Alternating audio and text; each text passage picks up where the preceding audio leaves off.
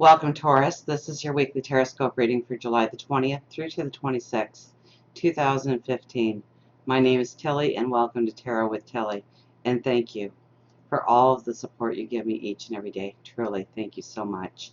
Now let's get right to the cards. We start with the Five of Swords, but we end with the Three of Cups. So, with those cards being top and bottom here, the Five of Swords, I would have to say that maybe at the beginning of the week you are really feeling the resistance, or maybe even for the majority of the week you were feeling the resistance or a lack of support. There could be tension within communication. Now, the Three of Cups sits right underneath it. So where there is tension, where there is hard feelings, where you're not feeling the support, you definitely feel it by the end of the week. You really feel like everybody's getting on side to where you want to go, your direction, your dreams, your hopes. But I think as the week starts out, you know, we have the Star, the Seven of Pentacles, and Temperance together here, which really says, what are you cultivating when it comes to your dreams and your hopes and your desires? And are you achieving a balance? And are you achieving a balance through perhaps your words, your conversations, your actions? Are you pulling back because you're worried you might rock the boat, or people aren't going to like your attitude or what you are presenting or the way you are presenting it? So, you know, what are you cultivating is probably the biggest key here, because you really just need to take a step back and really think about, you know, pre-plan your discussions with people, pre-plan what you want to say to people. Have it kind of all your ducks in a row beforehand, and that might take a little bit of research, that might take a little bit of study, it might take a little bit of strategizing. But I think at the end of the day, you'll be a lot happier with what you've said and the accomplishment through it, okay? Because as I say, the Three of Cups is the end card. So I think a lot of people get on board, but I mean, you really have to look at, what are you cultivating? What are you really trying to get across?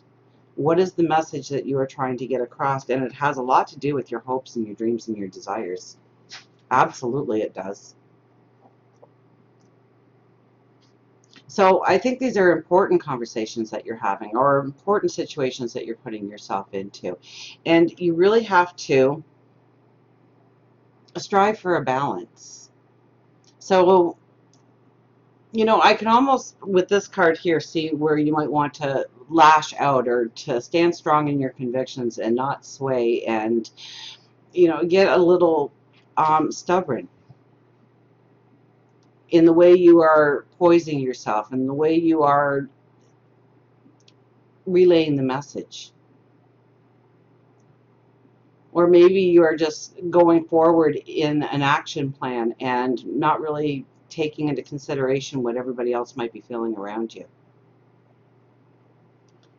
Now, that's not to say that what you are doing is wrong in any way. It could be the absolute most positive thing that you've ever done in your life, going forward in your direction with your thoughts and your convictions for your dreams and your desires. Absolutely. But a lot of times it is the way that we express ourselves on whether or not other people join in. And we want the people we love to be on board with us. We want everybody to be on the same page. We want them to celebrate our successes as much as we celebrate theirs. So it's really, I think this week has a real strong energy on making sure that we are picking the right words, that we, you know, if we have to do a little bit of research or a little bit more understanding in what we are saying and what we are trying to convey and what we are trying to show people. And I think that'll make all the difference in the world, to just not go into a situation and not being prepared in it, to just spouting off a bunch of words, knowing that our words are true, but yet everybody kind of puts up a wall to it because we just didn't convey it in the right way.